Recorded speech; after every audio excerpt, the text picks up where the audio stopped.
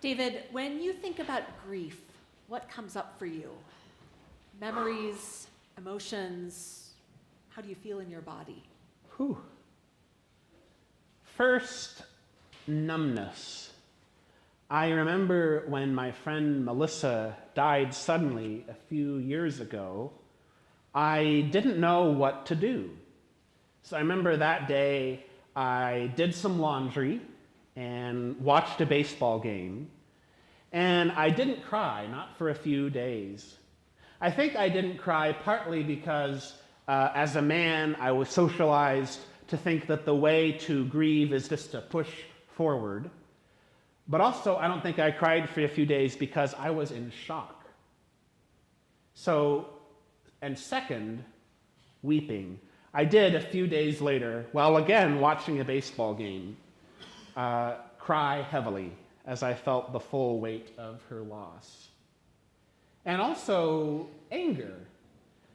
Sometimes when I think about Melissa, I feel a little bit like Martha and Mary in that story we just heard when they say, "Lord, if you had been there, my brother would not have died." Because sometimes I get angry that she died, even though I know deep down that God didn't take her, but rather receives her into heaven. So what about you? Sounds really painful, David. I think of the loss of a close family member from whom I am estranged. Mm-hmm. This is someone she and I have not spoken in years, and I'm not sure that we ever will again. After the final blow-up, I was devastated. Women are allowed to cry, and I cried for days.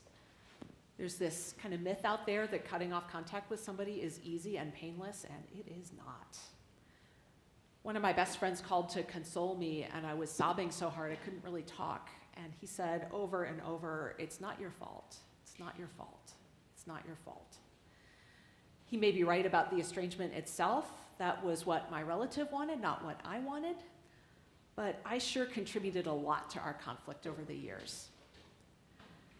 I was sad and I was angry with her and with myself. And my body felt weighed down, like it was hard even to stand up straight. And I remember that I cried so much that I was dehydrated. I felt really thirsty. That sounds really hard. And I appreciate that you phrased the question, what does grief feel like? Because as we both know, grief brings feeling with it in your body.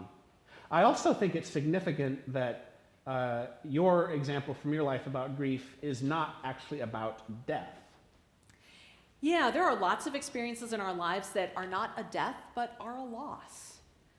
The loss of a job, the end of a marriage, the death of a dream that was close to our hearts, changes in a neighborhood or in a church, all of those things can produce grief. Anderson Cooper says in his podcast, All There Is, that grief is a near universal human experience. All of us will go through it at some time in our lives. Well, we're talking about grief because two of our Bible stories that we heard this morning involve grief. In the case of Jesus and Lazarus, the story I read just now, it's pretty clear where the grief is. Martha and Mary are grieving the death of their brother. And not only them, but many of their friends are grieving the loss as well, including their friend Jesus. In the other story that involves grief, the Valley of Dry Bones story, Rebecca, that you read for us, the grief is there, but it's a little bit more complex. About 600 years before the birth of Jesus, the Babylonian Empire conquered the Jewish kingdom of Judah. The Babylonians destroyed Jerusalem, demolished the temple, blinded the king, and killed the rest of the royal family, and then they took the survivors into exile. Ezekiel was one of them. The exiles lost everything that made them who they were. Their land, their homes, their independence. They were afraid they had lost their close relationship with God. The valley in Ezekiel's vision is full of bones. The dry bones are a metaphor for everything Judah has lost, and they're also literal. There's been a massive slaughter here, and there aren't enough survivors left to bury the dead. You know, these two stories we heard are actually in my official top 5 favorite stories in the whole Bible. And that's true for 2 reasons. One is that they acknowledge the reality of our grief, right? In the story of Jesus and Lazarus, Jesus doesn't just come in and say, no problem, this will be totally fine without any emotion, but instead, Jesus responds to the grief of those around him by himself weeping, acknowledging that the grief is real. And in a similar way, in the story of the Valley of Dry Bones, God doesn't say to Ezekiel, I'm going to swoop in, fix it all, and it'll be as if this exile never happened. Well, no. Instead, God shows Ezekiel this valley full of bones, acknowledging that the trauma of exile and death is real. So I love these 2 stories partly because they acknowledge the reality of grief and also because they contain hope. They do. You said the grief is complex, and I think the hope is complex also. Lazarus is raised to new life. Mary and Martha get their brother back. That is the promise of resurrection made real. Jesus tells Martha, I am the resurrection and the life. Resurrection is a future promise, as Martha says. I know that my brother will rise again at the last day. But this is not only about what happens after we die. Jesus is the resurrection and the life in the present tense. We know resurrection here and now. Martha and all of us experience resurrection in the abundant life we have through our relationship with Jesus. Our hope in resurrection does not erase the reality of death and grief. Lazarus still had to die. He had to go through that. He was really dead. He was in the tomb long enough for his body to start to decompose. And Martha and Mary still had to lose their brother. They had to endure those 4 days of deep loss. Death is real and hope is real at the same time. Resurrection doesn't erase grief and loss. Resurrection sits alongside grief and loss. In kind of a similar way, in the Valley of Dry Bones story, not only is death real, but so is hope, right? God gathers all the bones together and puts muscles on them and then puts breath in them, and they all stand up. And that almost sounds like the beginning of a zombie film, except that you can tell from the story that the new life in the multitude of people is real, actual life. God has come in and not erased the memory of exile, but has brought new hope and new life to a people that had lost hope. So I also love these passages because they contain such hope. And that leads me to ask Gia, what is hope like for you? It's been complex, very John-like. This broken relationship with my relative may never heal. I pray that it will, but there's been so much hurt over so many years that I don't see it happening in this life. I do have hope that things can be different in the life to come, that when God makes me and my relative new, we can be different with each other.